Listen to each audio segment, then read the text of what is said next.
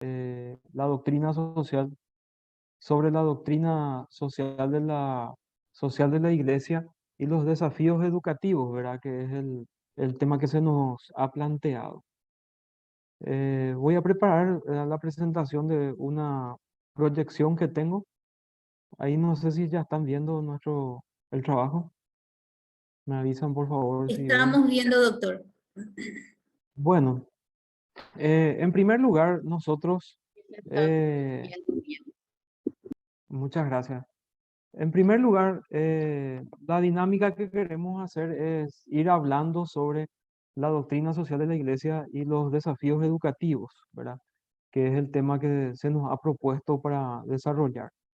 Pero en cualquier momento durante la charla o esta exposición, sin ningún problema, podemos intervenir y vamos a estar contestando las preguntas que tenga o aclarando las situaciones, si les parece, ¿verdad?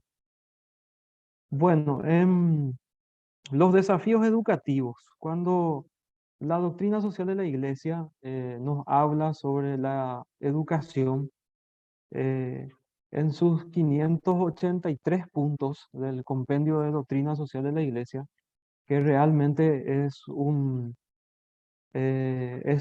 gran texto que todo educador debería tener, ¿verdad? El compendio de doctrina social de la Iglesia, que fue redactado a propuesta de Juan Pablo II, y hay muchas ediciones muy buenas, ¿verdad? Del Pontificio Consejo de Justicia y Paz, que también está en nuestro país, ¿verdad? Es un texto que tendría que estar en la biblioteca de todas las escuelas, los colegios y las universidades. Pero cuando la doctrina social de la Iglesia nos habla de educación, en ningún momento se separa del contexto y el concepto de verdad. Por eso es que nos indica prácticamente durante todo el desarrollo de la doctrina social de la Iglesia de que hay que educar en la verdad. No tiene sentido la educación sin la verdad. Eso es la idea principal que nos contextualiza la doctrina social de la Iglesia, ¿verdad? También quiero referirme a algunas cuestiones principales que están flotando también en el ambiente educativo, que se refiere a la autonomía de las instituciones educativas católicas privadas. En este sentido, nosotros tenemos que entender que los colegios y las escuelas católicas son entidades privadas, no son entidades públicas. Y también, por otro lado, algo que siempre se estuvo manifestando en el contexto es que las subvenciones que eventualmente se otorgan a los colegios privados católicos o privados católicos subvencionados no nos convierten en instituciones públicas. Esto está en el convenio MECSEP, ¿verdad? La naturaleza jurídica de las subvenciones es un aporte del Estado, un aporte muy valioso del Estado, en el sentido de entender que es la forma en que el Estado contribuye a el sistema educativo. Y también tenemos que entender que muchas escuelas y colegios católicos llegan donde el Estado no puede llegar. Entonces, por eso es que hay una mutua y recíproca colaboración entre el Estado y la Iglesia. Pero todo esto tiene que también llamarnos la atención en el sentido de entender que nosotros no perdemos nuestra autonomía de gestión ni nuestra identidad. Nosotros en ningún momento perdemos la autonomía de educar en nuestros contenidos y en nuestra identidad. Esas son situaciones también que tienen que quedar en claro previamente para poder entender el camino que nosotros vamos a recorrer, ¿verdad? En este aspecto. Eh, el compendio de doctrina social de la Iglesia, ya desde el numeral 2 nos hace una introducción muy interesante con respecto a la problemática que estamos viviendo en esta alba del tercer milenio, como dice el compendio, ¿verdad? De que la Iglesia no se cansa de anunciar el Evangelio que dona la salvación, y la libertad auténtica en las cosas temporales. Es decir, nosotros tenemos que interpretar esto también desde nuestra función de educadores, ¿verdad? Pero hace una especial, centra un punto de partida sobre una recomendación de San Pablo a Timoteo, donde expresamente, vamos a decir proverbialmente, ¿verdad? O proféticamente, como se suele decir, San Pablo indica algo que está aconteciendo en nuestro mundo, ¿verdad? Él le dice justamente, proclama la palabra, insiste a tiempo y a destiempo, reprende, exhorta con toda paciencia y doctrina, porque vendrá un tiempo en que los hombres no soportarán la doctrina sana, no soportarán la doctrina sana, sino que serán arrastrados, ¿verdad? eh, por sus propias pasiones. Se harán como un montón de maestros por la manía o por el prurito, dice, ¿verdad? El texto evangélico, por la manía de oír novedades, apartarán sus oídos de la verdad y se volverán a las fábulas, a las redes sociales, a todo lo que circula por ahí. De oír novedades, apartarán sus oídos de la verdad y se volverán a las fábulas. Tú, en cambio, pórtate en todo con prudencia, soporta los sufrimientos, realiza tu trabajo evangelizador, desempeña a la perfección tu tarea o tu ministerio. Bueno, y en este sentido, la educación, ¿verdad?, nos interpela actualmente sobre qué estamos haciendo, ¿verdad? Y la doctrina social de la Iglesia también, y nuestros papas nos han hablado sobre esta situación. Si nosotros estamos educando, nosotros estamos cumpliendo la función de educador o estamos domesticando, ¿verdad? ¿Educamos o domesticamos? Hay una urgencia educativa, ¿verdad? Porque se acepta todo hoy en día menos la verdad. Esa es una posición, un punto de partida también muy importante, ¿verdad? La cultura vigente, que está marcada por este relativismo y la negación del orden natural, hace que también se niegue la naturaleza humana, se niega la verdad en todos los aspectos. Y aparece este término, ¿verdad?, de ser open mind, ¿verdad?, o de mente abierta, que se contrapone con la verdad. Así es que nosotros, ahí le puse el ejemplo, nosotros a veces escuchamos algunas personas, parientes, amigos o familiares que dicen, mi hija que es soltera de 17 años se va a ir a Europa sola con su niño, con su novio, ¿verdad? Entonces le dice, papá, tenés que ser open mind, ¿verdad? Entonces ahí se genera una controversia con respecto a lo que nosotros estamos viviendo actualmente, que es la contraposición a la verdad, en un mundo donde se acepta todo menos la verdad. Eh, Nosotros también vemos personas que son egresadas a nivel nacional e internacional, ¿verdad?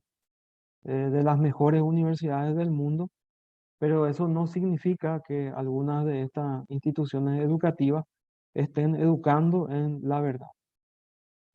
Nosotros tenemos que tener el norte de la verdad para la educación. Entonces, ¿qué es lo que está pasando, verdad?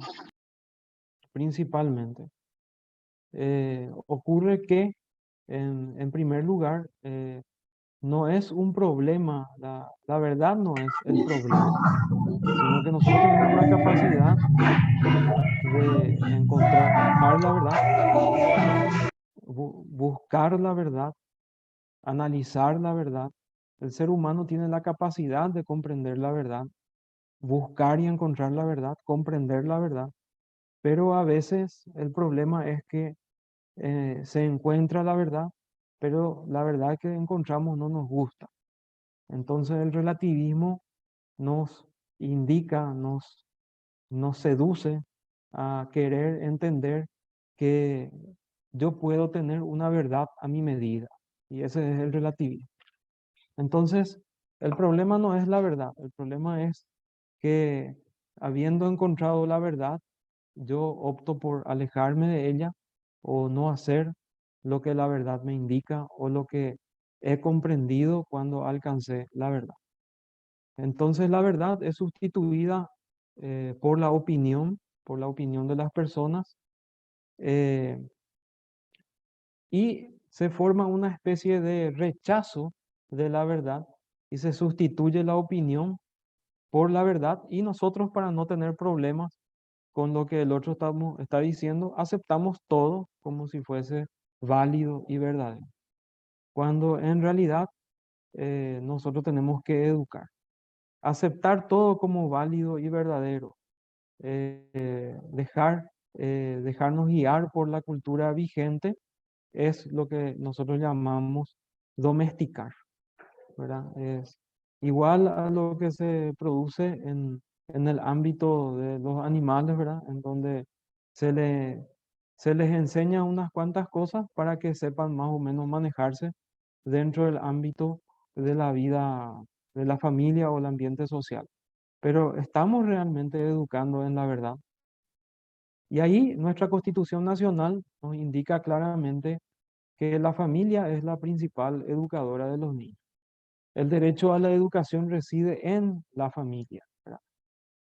Pero lamentablemente, debido a la situación de los niños y padres abandónicos, este es un término se ha engendrado de esta situación cultural, lamentablemente en algunos momentos la escuela a veces hace de padre o madre, ¿verdad?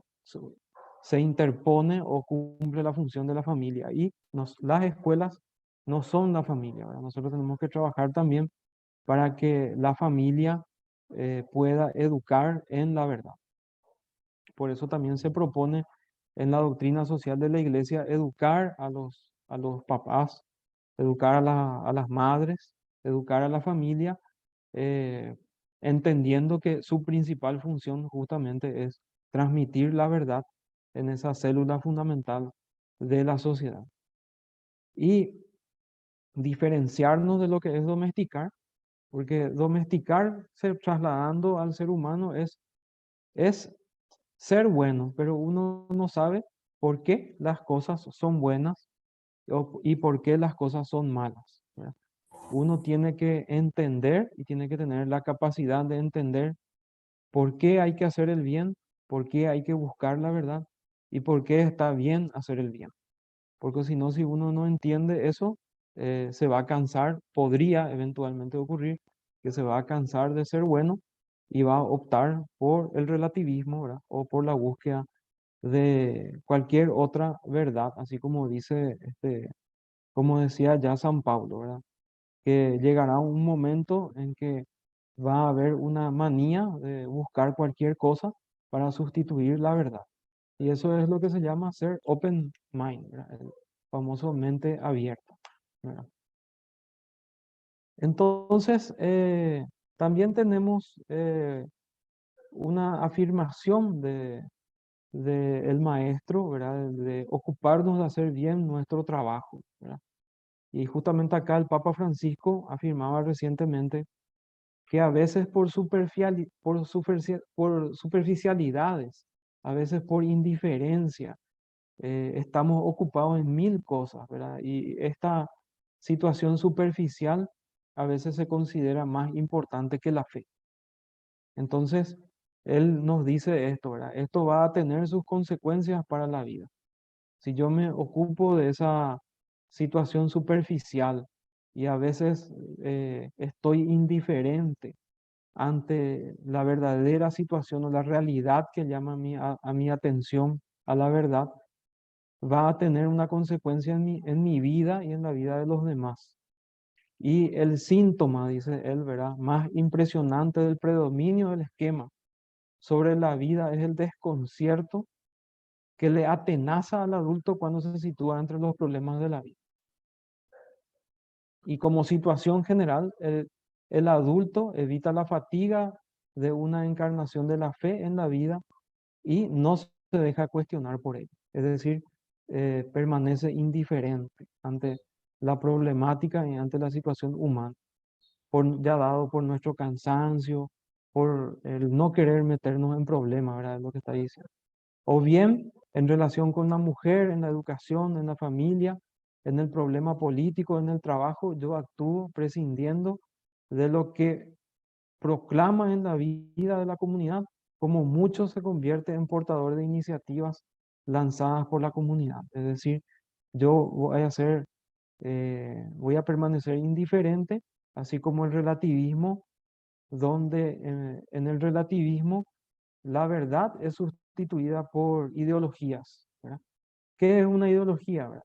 La ideología es una preconcepción de la realidad. Es algo que como yo creo que es la realidad o como yo creo que la realidad debería ser.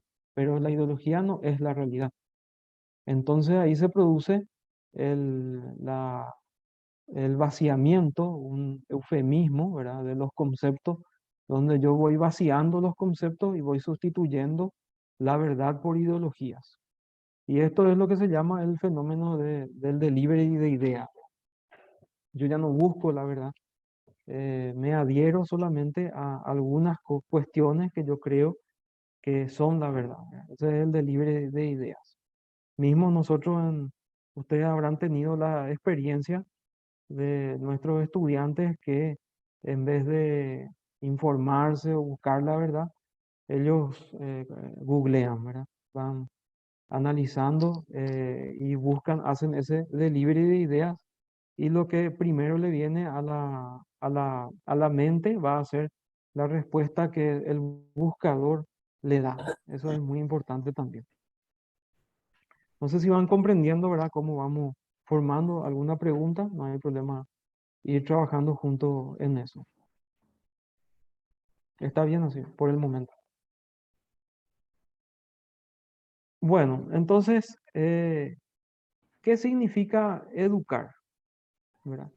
Educar significa orientar a los estudiantes a crecer auténticamente como personas, ser personas capaces de abrirse progresivamente a la realidad y de formarse una determinada concepción de la vida, que les ayude a ampliar su mirada y su corazón al mundo que los rodea con capacidad de lectura crítica, sentido de corresponsabilidad y voluntad de empeño constructivo. Y justamente este es el punto de partida de un mensaje muy importante de la Congregación para la Educación que dice: educar juntos en la escuela católica se convierte en una misión compartida de personas consagradas y fieles laicos. Es decir, nadie puede desentenderse de la realidad educativa, de la realidad de lo que significa orientar a los estudiantes a crecer auténticamente como personas. Y allí nosotros encontramos en las leyes de nuestro país de que la educación, siempre nosotros encontramos un término jurídico recurrente en nuestras leyes, incluso en nuestra Constitución. Está la educación integral de la persona. Educación integral de la persona. ¿Qué significa integral? Integral es un concepto, educación integral es un concepto traído de la antropología cristiana, que implica el reconocimiento de la formación de la persona en todas sus dimensiones, en su dimensión física, social, racional y espiritual. Lo espiritual no puede quedar fuera del contexto de la educación integral.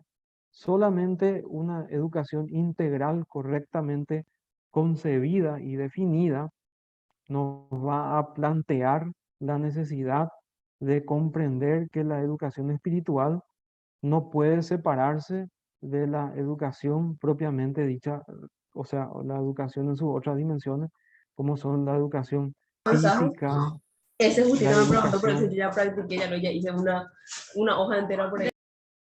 la educación física, la educación social, racional y espiritual. Es decir, no se puede separar esa dimensión espiritual de la formación de la persona para que sea integral, ¿no?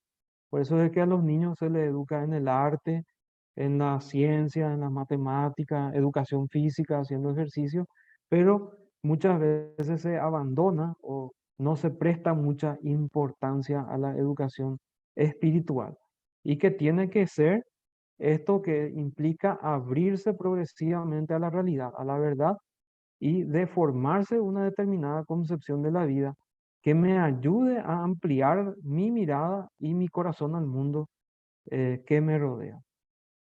Entonces, a veces también nosotros nos preguntamos, ¿qué tiene la educación católica para ofrecer que nos distingue de los demás? O sea, hoy día, si nosotros no, nos ponemos a pensar, ¿qué nos hace distinto como escuelas o colegios católicos de los demás colegios, de las demás escuelas?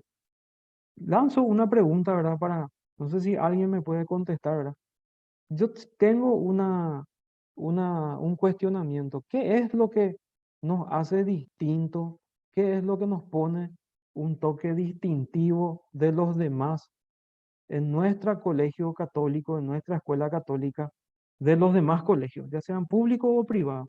¿Cuál es el elemento distintivo? ¿Qué nos distingue de los demás? ¿Qué piensan ustedes?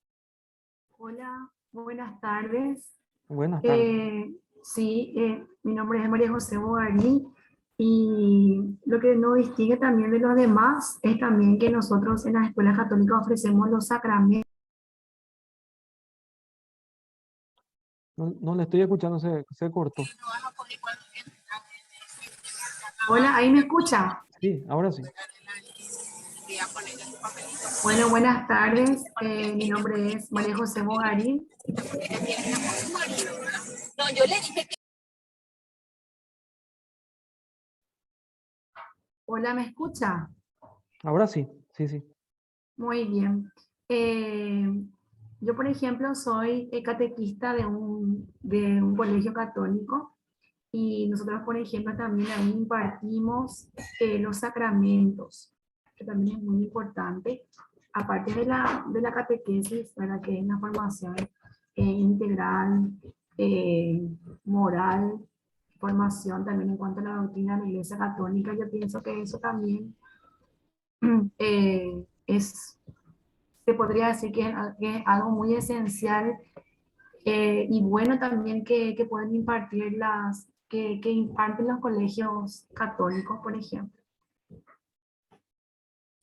Sí, exactamente. Pero nosotros también estamos, ahí creo que levantó la mano la señora Miriam.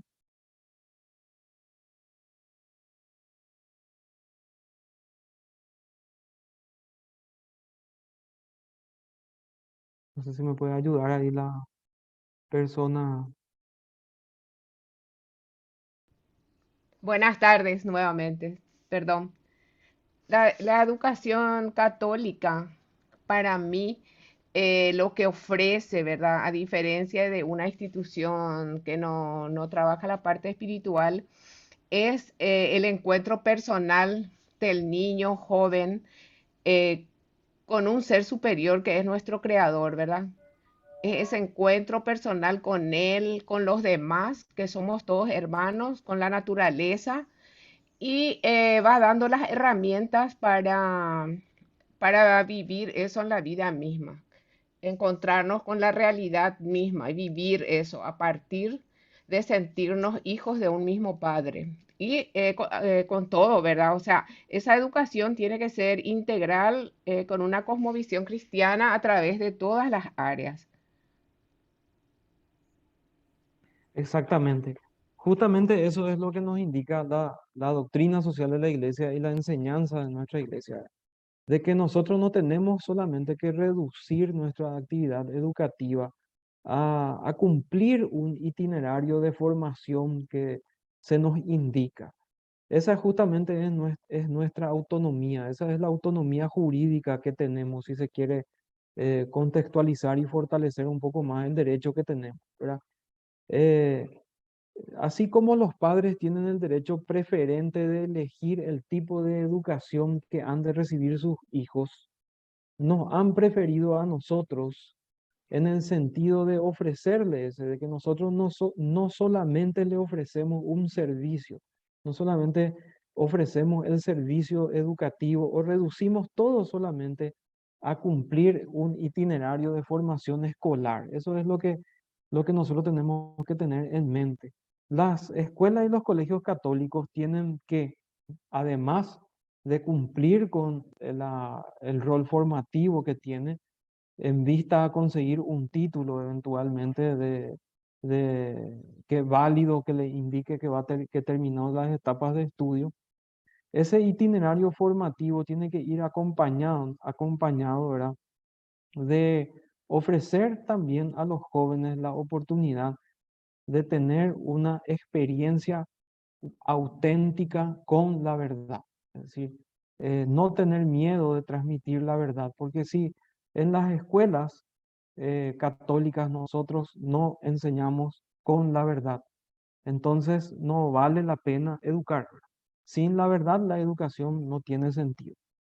Y nosotros no podemos sustituir, ¿verdad? No podemos negociar, vamos a decir, no podemos ceder nuestra identidad en ningún momento. Por eso es que justamente San Pablo comienza la doctrina social de la iglesia diciendo, anuncia a tiempo y a destiempo, realiza tu trabajo con paciencia y con prudencia, anuncia la verdad eh, de manera calmada y en toda situación defiende tu fe. Esa es justamente ese tiene que ser el factor que nos distingue de los demás. Pero a veces, lamentablemente, nosotros nos encontramos con algunas instituciones que no tienen ninguna diferencia de lo que le distingue de los demás. Entonces, a los padres dicen, me da lo mismo enviarle a tal colegio o a tal colegio. Total, aquí se da lo mismo. ¿Entienden el fenómeno que está sucediendo a veces en algunas escuelas con respecto a la educación católica?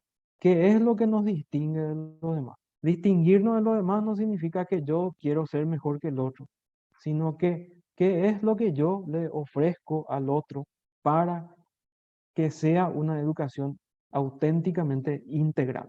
Eso es lo que estamos llamados a entender, ¿verdad? Como dice nuevamente el numeral 198 de la doctrina social de la Iglesia, hace una verdadera reflexión sobre la educación.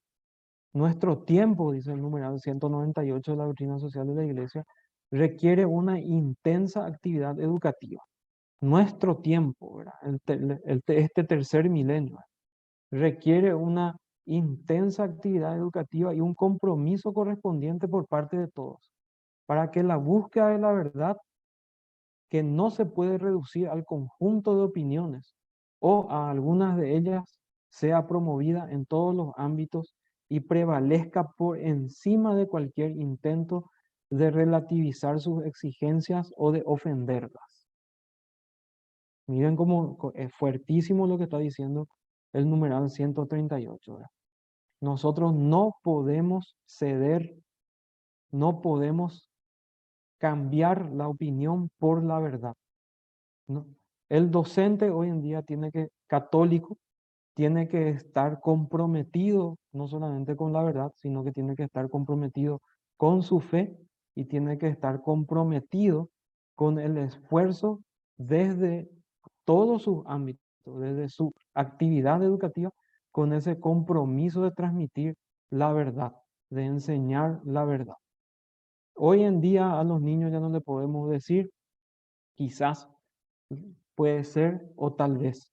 Tenemos que todos estar en condiciones de manera inteligente, con paciencia y con todas las virtudes activadas de defender la fe y de transmitir también la verdad de esa educación católica. Entonces, nosotros tenemos una magnífica oportunidad todos los años que son en esas jornadas de preclase para plantearnos esta situación en la jornada de preclase. ¿Qué es lo que nos distingue a nosotros de los demás? ¿Y en qué podemos nosotros distinguirnos de los demás? Además de cumplir con el itinerario que estamos obligados, pero sin olvidar que tampoco estamos obligados a ceder nuestra autonomía, que implica defender la verdad que tenemos que defender. Tenemos que hacer que los estudiantes busquen, dice la doctrina social de la Iglesia, busquen y se enamoren de la verdad. Y ahí une, ¿verdad? del hecho de que amar a Dios es amar a la verdad. Si uno no ama a la verdad, entonces hay algo que está ocurriendo, ¿verdad? Porque Dios es amor. Y ustedes bien conocen la frase de que también en la educación la verdad nos hará libres, ¿verdad? Justamente también hay una dimensión antropológica cargada sobre la dimensión de la búsqueda y de el querer encontrar la verdad y actuar conforme a la verdad.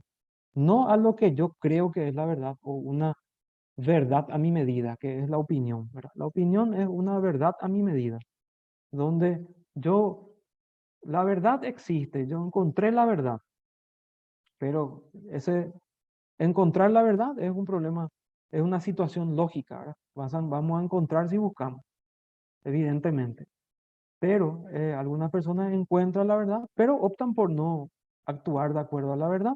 Entonces adaptan la verdad a lo que ellos piensan o lo que ellos opinan que la verdad debería ser. Entonces, eso se llama reduccionismo, ¿verdad? Es ajustar la verdad a mi medida y que finalmente me lleva al relativismo cultural, ¿verdad? Que es lo que estamos viviendo en nuestro tiempo, ¿verdad? Es lo que le dice la hija al papá. Papá tiene que ser open mind. Yo ya tengo 17 años y ya puedo viajar solo, sola con mi novio, me puedo ir a Europa. Así ya es la vida ahora. Entonces, ya tenés que aceptar nomás eso, porque esa es la verdad que el mundo te marca. No, acá justamente la doctrina social de la iglesia en el punto 198, nosotros no tenemos que tener miedo de decir, no, esa no es la verdad. La verdad es otra. La verdad es que el ser humano está encaminado al matrimonio. Tenemos que estar en condiciones de defender instituciones que son importantes para no solamente para nuestra fe, sino que hacen también a la esencia de la persona. La familia, el matrimonio, la sociedad, todo eso, todas esas son instituciones naturales, ¿verdad? Que tenemos que ser capaces de defender. Tenemos que ser capaces de defender la vida desde la concepción, la unión del varón y mujer, y tenemos que estar eh, capacitados para entender la verdad y explicar es la verdad que conlleva esa verdadera situación, ¿verdad? Entonces, eh, aquí vamos a hacer un ejemplo, ¿verdad? De justamente lo que nos había convocado eh, un poco la doctrina social de la Iglesia también, el Papa Benedicto XVI y Juan Pablo II, así como el Papa Francisco también, siempre habían hablado de qué sentido tiene la verdad o la educación en la vida del cristiano. La verdad o la educación y la política, ¿verdad? Tienen también son dos caras de la misma moneda, decían, ¿verdad? Vamos al contexto de esta situación donde Jesús se encuentra con los doctores de la ley, ¿verdad? Con los fariseos, ¿verdad? Y ustedes se recordarán ahí, le preguntan, por supuesto, los fariseos siempre trataban de tenderle una trampa a Jesús para tratar de matarle en cualquier momento, ¿verdad? O sea, donde su vida estaba en riesgo, ¿verdad? Entonces ellos se acercan a él y le dicen, Señor, no sé si se acuerdan, ¿verdad? Debemos pagar el tributo al César. O sea, el doctor de la ley le está preguntando algo que él ya sabe que es lícito, o sea, que está en la ley, ¿verdad? Entonces, ahí sale la famosa respuesta de Jesús que le dice, dar al César lo que es del César y a Dios lo que es de Dios. Pero, ¿qué significa eso, verdad? Eh, Estos son acontecimientos, si bien parecen acontecimientos políticos que debe atravesar Jesús, en realidad son acontecimientos que tienen mucha connotación educativa, porque en realidad a él le llaman maestro, ¿verdad? Le está enseñando la verdad, le está enseñando la verdad. Entonces sustituye la palabra Señor, o la sustituye la palabra maestro por Señor, ¿verdad? No le tratan en este momento, le tratan como un político, no le tratan como un maestro. Entonces ahí, ¿verdad? Tenemos que entender bien claramente, por ejemplo, quiénes son los interlocutores que están hablando con Jesús, ¿verdad? Son los fariseos y los herodianos, ¿verdad? Y él se dirigen a ellos, ¿verdad? Siempre con frases de mucho aprecio, ¿verdad? Ahí en el Evangelio, si nosotros nos ponemos a analizar esto, vamos a encontrar exactamente la lógica de la seducción del mundo contemporáneo que enfrentamos nosotros en las aulas. Y se llama la lógica de la seducción, ¿verdad? Eso es lo que encontramos en esta enseñanza, ¿verdad? Le dicen, fíjense cómo viene empaquetada la mentira, ¿verdad? Y le dice, sabemos que eres sincero, le dicen los fariseos, y que enseñas el camino de Dios conforme la verdad. Miren cómo le dicen, sin que te importe nadie. ¿Se dan cuenta cómo es la trampa lógica que le tiende, ¿verdad? En el diálogo? Porque ahí nosotros nos damos cuenta de que los elogios, esta es la cultura relativista que nosotros tenemos que enfrentar, ¿verdad? En la cultura relativista siempre hay una hipocresía, ¿verdad?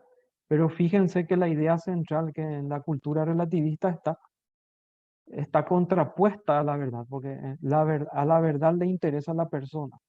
Sin embargo, a la lógica de la seducción es sin que te importe nadie. ¿Comprenden? Como vamos al ejemplo de la niña que le dice al padre, tenés que ser open mind. Yo no puedo ser open mind y no puedo decir que no me importa mi familia, que no me importa si cree o no en la verdad. Y eso es justamente el llamado que nos había dicho ahí el Papa Francisco en la educación. A veces estamos cansados, parecemos dentro de un mundo superficial, dentro de la superficialidad. Nosotros estamos cansados y no queremos tomarnos el tiempo de ocuparnos de nuevo en educar en la verdad. Entonces ahí nosotros caemos en la lógica de la seducción, ¿verdad? Nosotros sabemos que ahí van a brotar elogios, pero elogios de hipocresía, pero ahí tienen que llamarnos la atención de esta trampa del lenguaje. Y ahí dice exactamente, ¿verdad? Los discípulos de los fariseos y los herodianos, porque ellos tenían discípulos también, no creen en lo que dicen. Esa es la cultura relativista. Dicen, pero no creen en lo que dicen.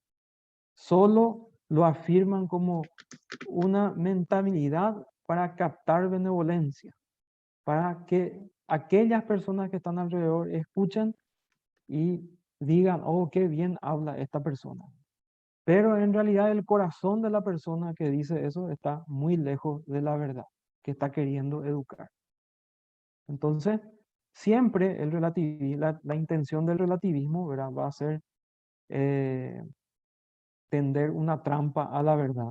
Esa es la cuestión, ¿verdad? Para nosotros, en cambio, así como nos enseñó Jesús en este pasaje, Jesús es sincero, ¿verdad? Y él le dice, enseñó, en ese momento aprovechó para enseñar, no para hacer política.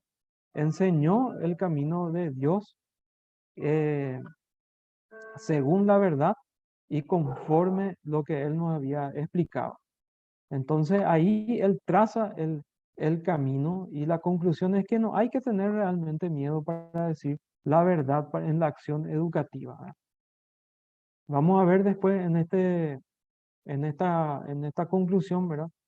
De que él le va a decir, bueno, ¿con qué contesta esta pregunta? Finalmente Jesús le va a decir, pasame la moneda con la que se paga el tributo, ¿verdad?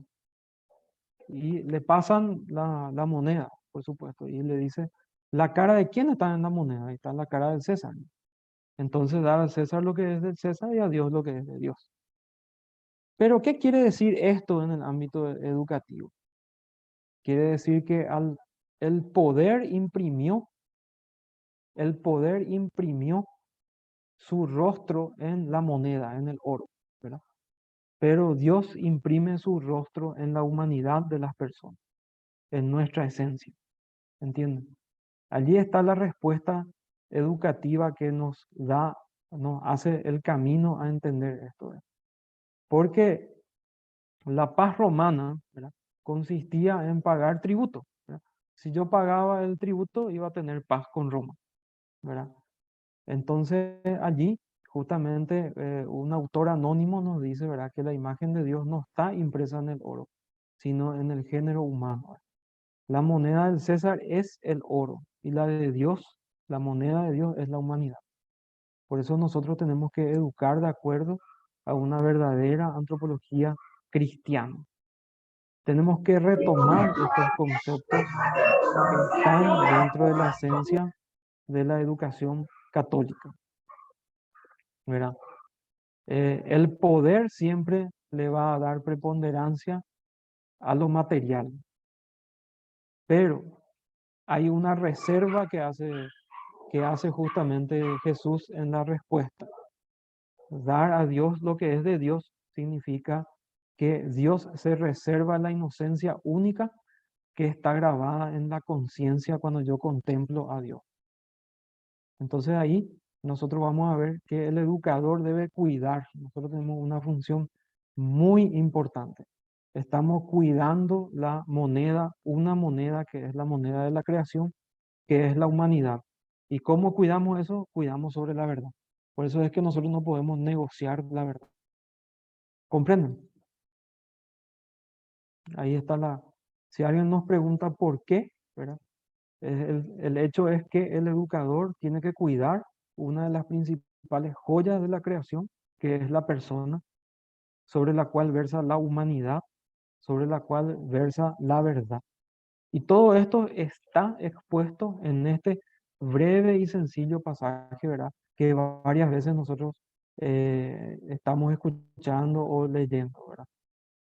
¿Qué es lo que ocurre al contrario de la propuesta educativa? Lo contrario a la propuesta educativa es justamente esta frase, ¿verdad? Mi reino no es de este mundo. Entonces, los fariseos deben entender que no se puede potenciar o politizar o ideologizar la religión, ¿verdad? Entonces, allí es que nosotros no podemos tampoco entrar en ideologías para poder transmitir lo que queremos educar, ¿verdad? Nosotros tenemos que entender este verdadero acontecimiento educativo, primero, de qué significa el cuidado de la humanidad para la persona. Bueno, y también, por otro lado, se nos invita, ¿verdad?, a entender la labor educativa en la doctrina de la social de la Iglesia, a comparar, ¿verdad?, el relato del nacimiento de Jesús que desafía cualquier crisis del momento, ¿verdad? En ese relato justamente está desafiando todas las situaciones. Ya va a nacer, no tiene lugar para nacer, no hay no hay ni un lugar, ninguna persona que le ayude, no tiene absolutamente nadie, ni un médico, ninguna persona que le pueda ayudar a esta familia, ¿verdad?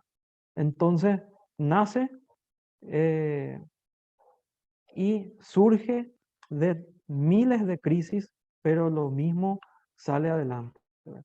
Entonces todo esto en la educación nos desafía a pensar y enseñar en nuestras prioridades, en nuestros valores, en nuestro modo de vivir, ¿verdad? Nosotros como cristianos no podemos enseñar a huir del mundo. Al contrario, nosotros tenemos que educar a comprometernos en el mundo.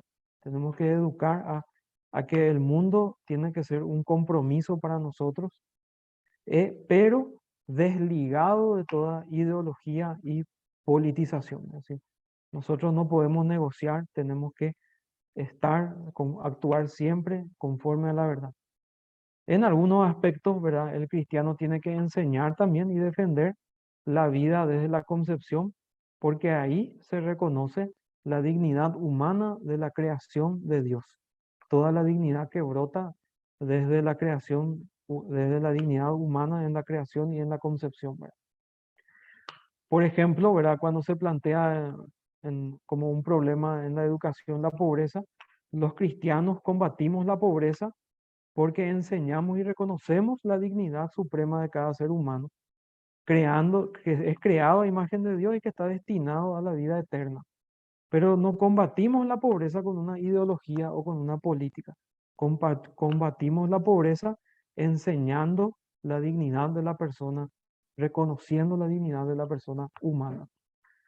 Nosotros nos oponemos a la avidez, a la explotación, eh, con el convencimiento, ¿verdad?, de la generosidad y un amor desprendido, siempre enseñando a vivir un camino de plenitud en la vida, desligado de todo materialismo, de todo consumismo, ¿verdad? Por eso, a veces nosotros tenemos en el itinerario educativo, ¿verdad?, en el programa que tenemos que cumplir, eh, hermosos contenidos para volcar todas estas verdades. Y en realidad eso es lo que estamos diciendo nosotros, ¿verdad? ¿Qué es lo que le ofrecemos de distinto? Le ofrecemos de distinto que en esa magnífica oportunidad de hablar en un momento, en un contenido educativo, yo pueda hablar de la humanidad de la persona. Cuando se trata de hablar de la familia, cuando se trata de hablar de la reproducción de las plantas, por ejemplo, en ciencia, yo tengo una magnífica oportunidad para hablar de la creación y la verdad que está allí. Pero también tengo el compromiso de educarme, formarme y preparar mi clase para eso. Eso es lo que nos está diciendo. Se nos abren magníficas oportunidades en nuestras escuelas para transmitir la belleza de esa verdad que nosotros tenemos para dar. No es solamente cumplir el itinerario de un programa. Ese itinerario de ese programa puede ser utilizado para transmitir la verdad de la antropología cristiana también. Y esa es nuestra autonomía educativa que nosotros tenemos que ejercer, tenemos que usar y ejercer ese derecho, ¿verdad? Porque la fe cristiana en el destino trascendente de cada ser humano implica una urgencia de promover esta tarea que es transmitir la verdad, promover la paz y la justicia para todos. No se tiene que quedar nomás eso en el lugar. Porque o si no, ¿qué va a ocurrir? Va a ocurrir que ese itinerario educativo que nosotros estamos cumpliendo como algo mecánico va a ocupar el lugar de Dios. Eso es lo que va a ocurrir, que va a quedar ahí impresa la moneda y en el libro, en lo que yo transmití, y no la otra cara de la moneda que yo también tengo que comunicar. ¿Comprendieron cómo se da esta emergencia educativa en este? Siempre estuvo esta situación presente, ¿verdad? Siempre, en todo momento, ¿verdad? Estuvo el culto del emperador, el culto a Roma, el culto a los regímenes totalitarios, el culto hoy día a las ideologías transhumanistas e incluso hoy la ideología de género que invade nuestra sociedad, ¿verdad? Entonces nosotros tenemos que estar preparados para transmitirle a las personas la fe o esa verdad en esa formación integral de la persona, porque el César siempre va a intentar ocupar el lugar de Dios de distintas formas, no solamente en la moneda. Y nosotros estamos obligados a dejar impresa la otra cara de la moneda también en ese contenido educativo, en esa maravillosa oportunidad, haciendo un equilibrio, como dice Benedicto XVI, entre fe y razón, que, que son como dos alas, ¿verdad?, que mueven a la formación integral de la persona.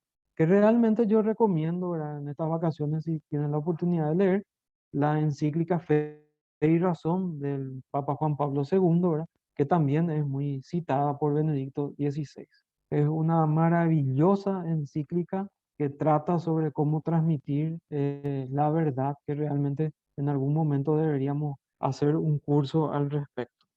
Bueno, como me están avisando, me dijeron que era 60 minutos y después habríamos un espacio de debate. Me queda todavía un poquitito de tiempo, ¿verdad? Si es que no se cansan todavía. ¿Les parece si continuamos un poquitito más? Sí, profe. Sí, profe. Adelante, profe. Sí, profe. Entonces, La, la educación también tiene una dimensión ética esencial porque es, en primer lugar, un servicio que nosotros estamos ofreciendo, ¿verdad? Y tiene tres aspectos, ¿verdad? En primer lugar, no se puede edificar una vida verdaderamente humana en el orden material en contra de la ley de Dios. Yo no puedo transmitir solamente un contenido material o un contenido sin entender verdaderamente también las verdades de nuestra fe. Pero a veces nosotros somos nosotros a veces educadores católicos, pero tenemos miedo de hablar de nuestra fe en nuestro colegio, en nuestras aulas, con nuestros estudiantes. ¿Por qué tenemos miedo? O sea, ¿cuál es el temor? ¿Por qué ese miedo? ¿De dónde surge ese miedo? ¿Verdad? Es algo que nosotros tenemos que pensar. Porque yo mismo le estoy arrinconando a Dios en un lugar, pero no está presente en mis aulas, en las aulas. ¿Verdad? Mucho de ello también tiene que ver con el testimonio de cómo es el maestro, cómo el modo como le trata al estudiante, es decir, el respeto que se le debe, cómo uno le responde, cómo uno no pierde la paciencia, cómo uno es prudente, cómo uno corrige el examen a tiempo, el modo como se le contesta. Todo eso educa, ese es el testimonio, ¿verdad? En un pasaje justamente de los Hechos, le llamaba la atención a los romanos, se convertían porque ellos decían, miren los cristianos cómo le tratan a su familia, le trata bien a su hijo, le trata bien a su esposa, es bueno en la sociedad, le llamaba la atención el buen trato que le dispensaba y que defendía también le llamaba la atención de que no pactaba, no le hacía sacrificio a los dioses y por eso él era martirizado. Bueno, hoy día a veces también nosotros en nuestras aulas le estamos arrinconando a, a Dios, le separamos de nuestra asignatura cuando a veces podemos tener magníficas oportunidades para transmitir también allí la educación católica que tiene ese sentido antropológico cristiano. Porque la verdad repercute en la vida de la sociedad humana. Y Juan Pablo II, cuando vino al Paraguay, dijo muy claramente este mensaje, que no se puede arrinconar a la iglesia en sus templos, como no se puede arrinconar a Dios en la conciencia de los hombres. Y a veces, lamentablemente, nosotros le estamos arrinconando a Dios porque tenemos miedo de decir la verdad, yo diría de enseñar la verdad, ¿verdad? Ese es. ¿Cómo yo puedo construir esto, verdad? Y principalmente todo se define desde la perspectiva de un desafío. Yo me tengo que plantear un desafío, no como algo imposible de alcanzar, sino de ir paulatinamente creciendo en el modo como transmitimos la verdad, ¿verdad? Y ahí justamente está la distinción de esa de dar al César lo que es del César, ¿verdad? Implica también de que ahora hay un nuevo rey, decía el Papa Benedicto, que no confía en la fuerza de las armas, sino en el poder del amor. Algo que no entendieron, no entendió Judas, por ejemplo. Un rey que trae esperanza a cuantos como él mismo y viven al margen de la sociedad, no marginados, ¿verdad? Un rey que lleva la esperanza, un docente que transmite la fe, la esperanza y la caridad, ¿verdad? También entre todas las cosas, la verdad. Y ahí entramos en una cuestión, bueno, pero ¿qué yo puedo hacer si nosotros vivimos en un estado laico y la laicidad? Y después hay un malentendido también ahí, se entiende mal lo que significa estado laico y laicidad, ¿verdad? La laicidad no es la exclusión de la religión de los diversos ámbitos de la sociedad o justamente arrinconar en la conciencia individual. La errada laicidad se manifiesta en la total separación entre el Estado y la Iglesia, no teniendo esta última título alguno para intervenir sobre temas relativos a la vida y el comportamiento de los ciudadanos. O sea, el famoso que te dicen, allá vos con tu fe, pero no venga acá con eso. Entonces, ahí se produce un problema de laicidad, ¿verdad? La laicidad, por eso nos dice justamente el mensaje, comportaría incluso la exclusión de los símbolos religiosos de los lugares públicos destinados al desempeño de las funciones propias de la comunidad política. No hay que tener cruces en la escuela. ¿Cuántas de nuestras aulas tienen, por ejemplo, cruces o al comenzar la clase rezamos o recordamos, eh, por ejemplo, días significativos de santos, ¿verdad? Entonces hay una falsa laicidad que es una visión religiosa de la vida. Es decir, la laicidad significa que no hay lugar a Dios. Vos no tenés lugar, no vas a tener en ningún momento o lugar para hablar de Dios. Y lamentablemente en algunos contextos educativos católicos está ocurriendo eso. Estamos arrinconando a veces la verdad que Dios tiene para enseñarnos y transmitir. El concepto de la laicidad implica reconocer que las cosas creadas y las sociedades mismas gozan de leyes y valores propios que el hombre ha de descubrir, aplicar y ordenar paulatinamente, dice la encíclica Gaudium et Spes, ¿verdad? De los gozos y esperanza. La sana laicidad implica reconocer que a la iglesia no le compete indicar cuál es el ordenamiento político y social que se debe preferir, no la política partidaria, sino que es el pueblo el que debe decidir libremente los modos mejores y adecuados para organizar la vida política. Es decir, no, la laicidad implica que no se tiene que hacer política partidaria, ¿verdad? El Estado debe reconocer que la sana laicidad no puede considerar una religión como un simple sentimiento individual del ciudadano, por ejemplo. Esa es una concepción errónea. Y la laicidad después va a degenerar en el laicismo, donde ya va a ser una hostilidad contra cualquier forma de cultura o de religión, pero en particular contra la religión cristiana, ¿verdad? En muchos países, ¿verdad? Ya, como ustedes saben, se ha ordenado, ¿verdad? Que no se hable de Dios, que no se hable de Cristo, ¿verdad? Y la cultura relativa justamente está, la cultura del relativismo justamente está avanzando a eso, ¿verdad? A un estado laico, ¿verdad? El estado laico que excluye a Dios de todos los ámbitos de la vida. En nuestro país, esto, nosotros tenemos que, en la educación católica, hacer uso de la autonomía que tenemos y que está reconocida en nuestro ordenamiento y no podemos arrinconar nosotros a Dios en nuestra conciencia y no eso volcar a las aulas, ¿verdad? Como habíamos hablado. Bueno, finalmente, ¿verdad? También se habla del rol de los cristianos en la educación, pero principalmente el rol de los cristianos en la educación tiene que ser un compromiso por la verdad y la justicia. Tenemos que crear y propiciar esos ambientes en todas las asignaturas, en todos los contextos donde se nos toca hablar de eso, ¿verdad? Y porque si nosotros le quitamos esa verdad, entonces vamos a estar eh, solamente buscando aceptar el criterio de las mayorías. Y nosotros sabemos bien que las mayorías eventualmente pueden errar. ¿Cuáles son los niveles de una acción política educativa, ¿verdad? O sea, aquí nosotros tenemos que entender que el educador hace una acción política, pero no tenemos que entender esta política como una política partidaria, sino que es una acción política que enseña a la persona a convivir en la sociedad, ¿verdad?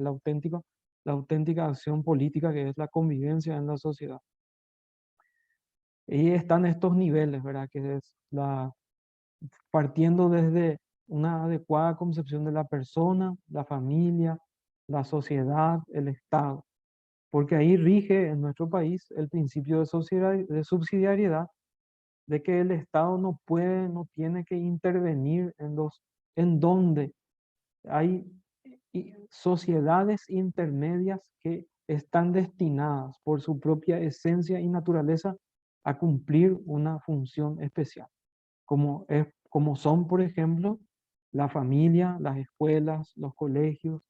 Es decir, esos son ámbitos que hacen a la libertad de la persona y hacen a la forma como nosotros nos vamos perfeccionando como personas, ¿verdad?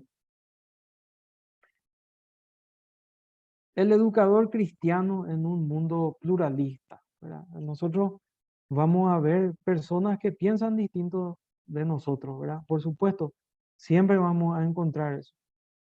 Pero nuestra función no es entrar en litigio con ellos, con las personas que piensan distinto a nosotros. Nuestra función es anunciar la verdad. Nosotros tenemos la obligación de contrastar nuestra visión, nuestra propia visión con nuestra prudencia cristiana como educadores para transmitir nuestra verdad. ¿Con qué? Principalmente con nuestro testimonio, ¿verdad? De siendo coherente con los principios que orientan nuestra existencia. Y no tenemos que tener miedo en un mundo pluralista de decir la verdad. Lamentablemente, al tener miedo, arrinconamos justamente a Dios en nuestra conciencia y nos dejamos dominar por el miedo y la incertidumbre. El cristiano, el educador cristiano tampoco tiene que ser pesimista sobre el futuro, ¿verdad? Diciendo, no, ya está todo perdido, ¿para qué? Ya, ¿por qué yo voy a tratar de ayudar a esta persona? Ya está perdida. No tenemos que tener esa visión pesimista sobre nadie, sobre ninguna persona. El educador cristiano con su acción tiene que ser la levadura para la sociedad, haciendo una comparación bíblica, si es que se quiere, ¿verdad? En toda esta situación. Y fíjense ustedes cómo concluye la doctrina social de la iglesia, y con esto termino, ¿verdad? Después ya vamos a entrar en la fase de las preguntas. El numeral 583, que es la última parte del compendio de la doctrina social de la iglesia, dice: solo la caridad puede cambiar completamente al hombre.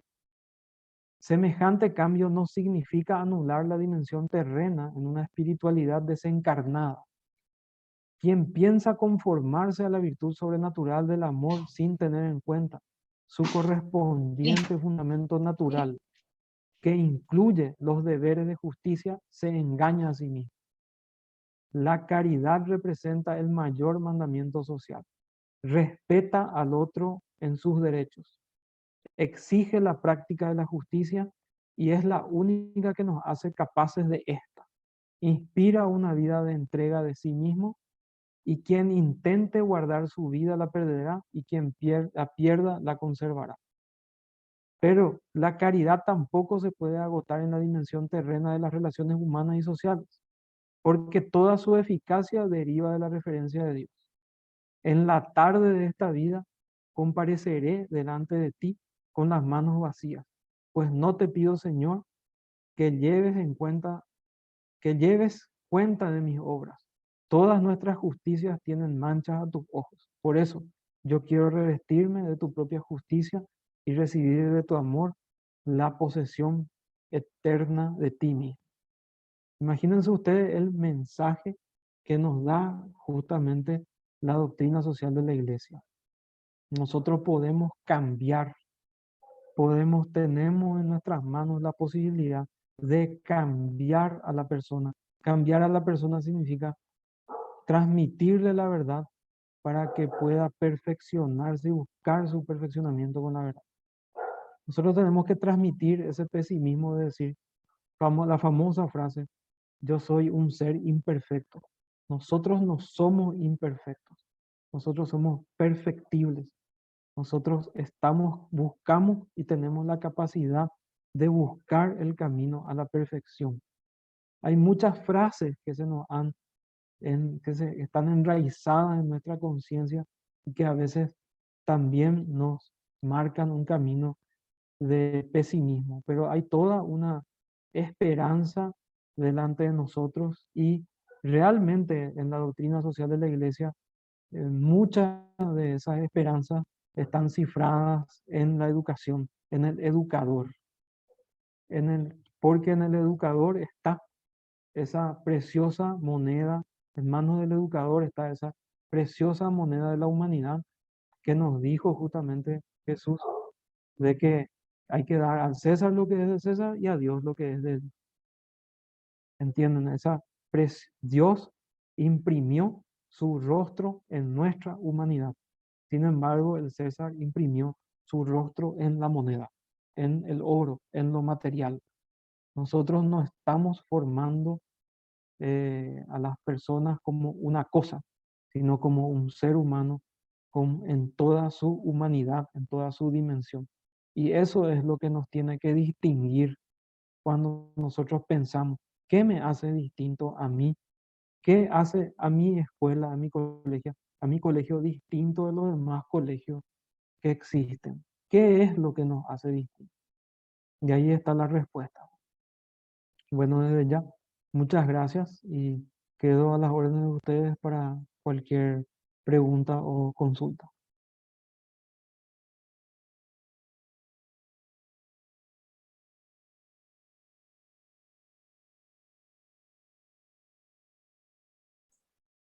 Muchas gracias, doctor Rufinelli. Interesantísimo. Hay una pregunta en el chat, voy a leer un ratito. Dice así, ¿qué significa espiritualidad encarnada? Yo no soy, todos mis actos son corporales y espirituales al mismo tiempo. Yo no soy cuerpo por un lado y espíritu por el otro. Es decir, la persona es un espíritu corporizado, un cuerpo espiritualizado. No como el relativismo nos enseña de que yo soy, de que la dimensión espiritual no importa. En todos mis actos yo tengo que llevar adelante la verdad de que mi dimensión espiritual no puede separarse de mi dimensión como persona. Yo soy un cuerpo espiritualizado. Yo soy un espíritu corporeizado. Eso significa. Es decir, tengo que ser todos mis actos en cierta manera, en esta forma de existencia corporal, manifiestan mi dimensión espiritual que yo puedo llevar adelante con respecto a lo que es la verdad de la antropología cristiana. Eso significa. Muchas gracias, doctor. Voy a leer la otra pregunta que tenemos que dice así.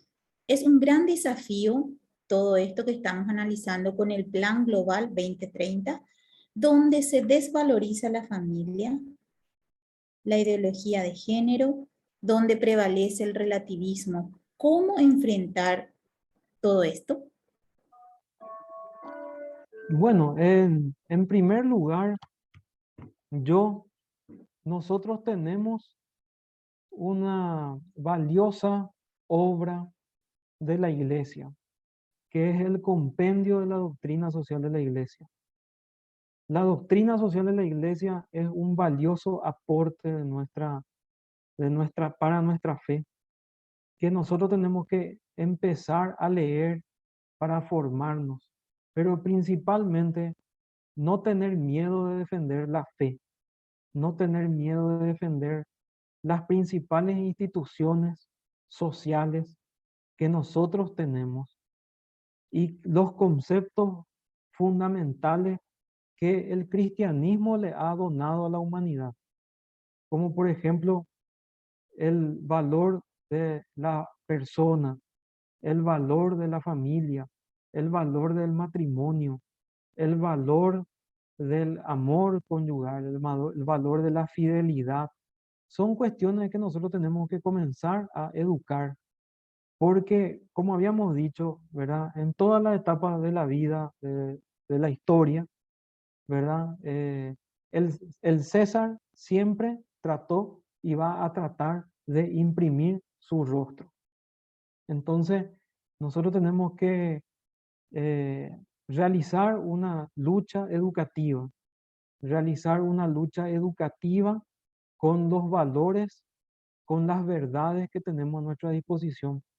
Pero para poder hacer eso también tenemos que saber defender nuestra fe, tenemos que educarnos nosotros también en cómo defender nuestra fe, ¿verdad? Yo a veces me voy a un cumpleaños, a una charla y escucho cómo muchos amigos míos, muchas personas que están hablando, eh, ya relativizan, ¿verdad? Por ejemplo, ¿qué va a hacer si ya es así la vida, la realidad, ya tenés que aceptar? No, no se trata de aceptar o no aceptar, se trata de entender cuál es la verdad y cuál es la mentira. O sea, qué es la mentira y cuál es la verdad. Porque eh, el relativismo siempre es mentiroso y lamentablemente no le interesa a nadie. No le interesa a la persona. Al relativismo no le interesa a la persona.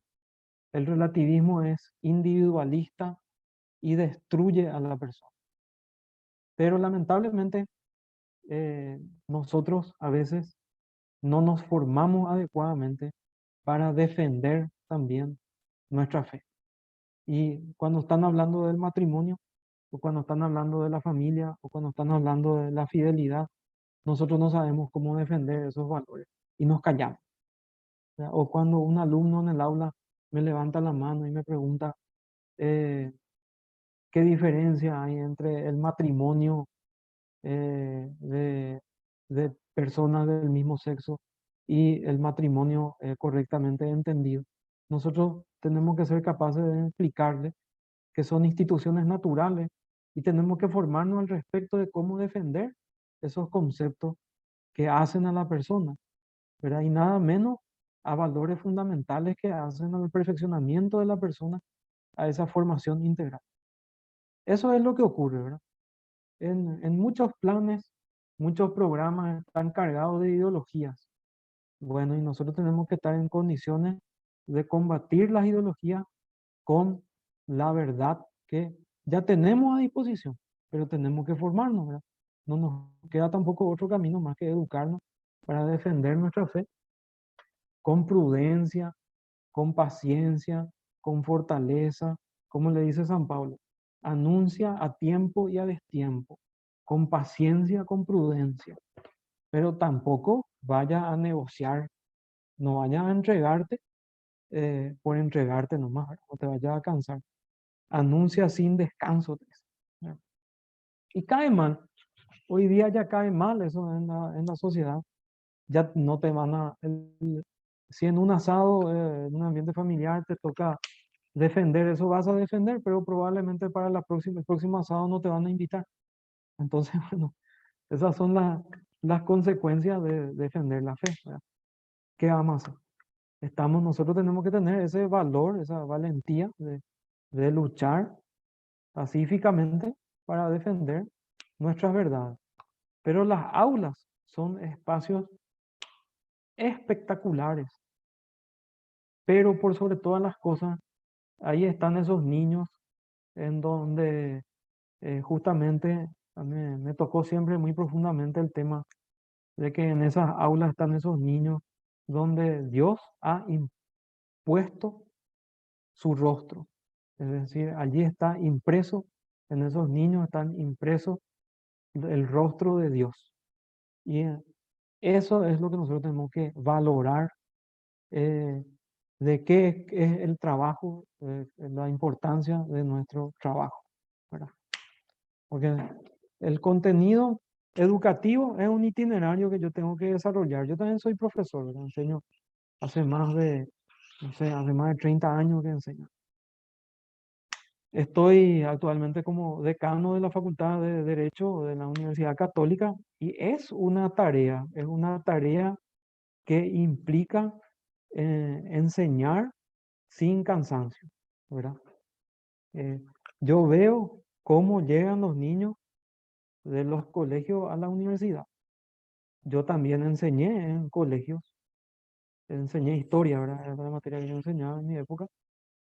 Pero ahora, por ejemplo, lamentablemente, nosotros tenemos que ser capaces de que en todas las asignaturas, en historia, en matemática, no sé, en comunicación, en primer año, segundo año, tercer año, por ejemplo, cuando eh, no sé, en literatura, ¿no? En literatura, en comunicación, cuando a mí me toca analizar un texto, es una magnífica oportunidad para que yo pueda insertar un texto, un poema de San Juan de la Cruz o un texto de una encíclica de Benedicto XVI y le hago analizar una parte de la encíclica Fides Ratio. Encima, todos estos instrumentos, todos estos elementos están disponibles de manera gratuita en la red, ¿verdad? El compendio de doctrina social de la Iglesia uno puede bajar enteramente en PDF y tener en la computadora. Y leer 10 numerales por día, no sé, no te va a costar nada, son 583 numerales. Pero el conocimiento que esos 583 numerales te transmiten es invalorable, es un tesoro, auténticamente. Así es. No sé si hay alguna pregunta.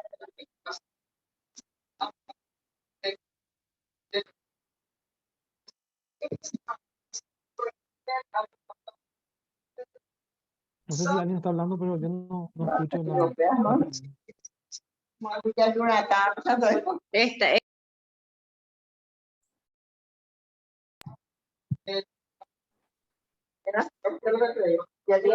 el abogado.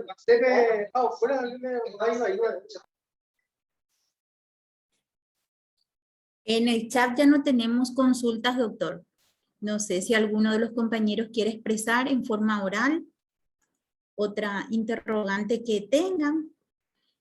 Y muy oportunas sus palabras. Realmente siempre tenemos que poner en nuestra tarea docente pasión, asimismo, perseverancia y paciencia, ¿verdad? Porque habitualmente expresamos que los maestros son los ejemplos que tienen los niños, ¿verdad? Los jóvenes también hoy día, debido a la realidad que están viviendo en sus familias. Entonces, todo lo que está a nuestro alcance, dar de la mejor manera, ¿verdad? Entonces, desde el momento que nos preparamos, ese proceso de elaboración de nuestras planificaciones y demás, para poder llegar a lo que deseamos, que es la calidad educativa. Y justamente que todo eso que contienen nuestros diseños curriculares, nosotros podamos aplicarlo de manera eficiente y eficaz con nuestros niños y jóvenes. Sí, así mismo, yo a veces escucho el contenido educativo no nos permite hablar. Mentira. Hay un concepto pedagógico que es la transversalidad. Y sumado a eso, la autonomía educativa que nosotros tenemos, garantizada por la Constitución, tenemos que ejercer esa autonomía, ¿verdad? Tenemos que hablar en cada una de las asignaturas de la verdad de la educación católica. Eso es lo que nosotros tenemos que hacer, ¿verdad? No es, yo, por ejemplo, no estoy de acuerdo cuando alguien me dice el contenido educativo no está. No, no está. Está ahí puesta, grabada la moneda de otro, ¿verdad? El rostro de otro. Pero nada a mí me impide que yo pueda grabar también mi moneda en en esa, en ese oro que es el estudiante. Entonces, por eso es que no hay excusas, no podemos poner excusas. La única excusa que habría es no quiero hacer. Esa ya es otra cuestión. Por eso yo suelo decir, ¿verdad? La verdad existe, le digo a mis estudiantes, pero el problema no es la verdad desde el punto de vista lógico. El problema, cuando yo entiendo la verdad, comprendo la verdad, pero no actúo conforme a la verdad. Yo no tengo un problema lógico con la verdad. O sea, yo tengo un problema ético con la verdad. Es decir, a mí no me gusta la verdad. Ese no es un problema lógico. Ese es un problema ético. La verdad ahí no tiene la culpa. ¿Entienden? Es la verdad no puede ser opacada por un problema ético, ¿verdad? Siempre va a estar la verdad Y esa es la verdad que nosotros tenemos que transmitir. O sea que no hay excusa para que hasta el profesor de educación física en su clase puede hablar de la verdad cristiana, ¿verdad? Puede hablar de, por ejemplo, si cuando nosotros estamos hablando de la mujer como modelo de liderazgo, ¿cuántas mujeres santas líderes tenemos nosotros y no hablamos de ellas? La Madre Teresa de Calcuta, Santa Teresa de Jesús, ¿verdad? La Virgen María, propiamente dicho, ¿verdad? ¿Cuántos modelos de mujer nosotros tenemos cuando hablamos del valor de la mujer, ¿verdad? Cuando nos toca hablar. ¿Por qué? Podemos hablar también de, no sé, de cualquier otra persona, pero también tenemos la oportunidad de hablar de cómo era la vida de la Madre Teresa de Calcuta como mujer, ¿no? Santa Gertrudis, Santa Catalina, que se le iba a forzar para que se case con alguien y no quiso, ¿verdad? Eh, eh, María Magdalena, incluso son testimonios de mujer, ¿verdad? Cuando vamos a hablar de la familia, por ejemplo, ¿por qué no hablamos, por ejemplo, de Santa Mónica, San Agustín y su padre, que es el papá de San Agustín, que le maltrataba a su madre? Su madre, su madre le rezaba para que se convierta a su hijo y su marido. Una mujer que nunca se cansó de rezar por su familia. ¿Por qué nosotros no hablamos de esos modelos de mujeres, de hombres, de familia que tenemos dentro de nuestra historia de la civilización cristiana, ¿verdad? ¿Por qué no hacemos eso?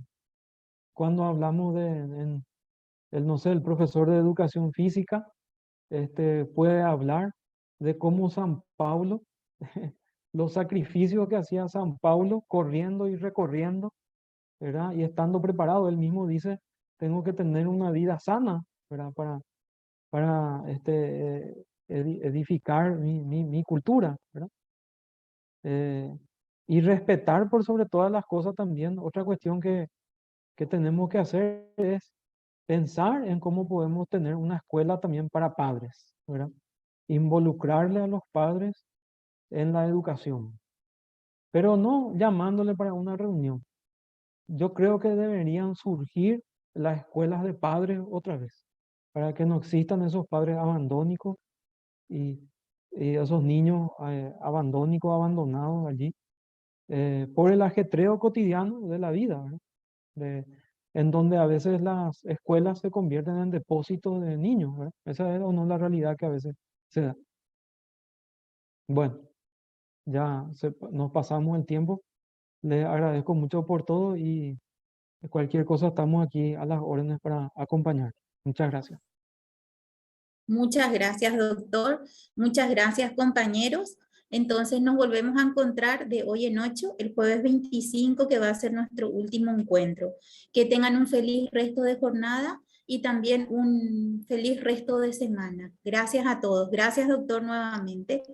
Buenas noches, Gracias a ustedes. profe. Buenas noches. Que pasen Buenas bien. noches. Gracias. Gracias. Buenas noches, Gracias, gracias muy por todo. interesante. Buenas noches. Gracias, gracias. Ustedes. Gracias. Bendiciones. Muy interesante. Muy buenas noches, bendiciones.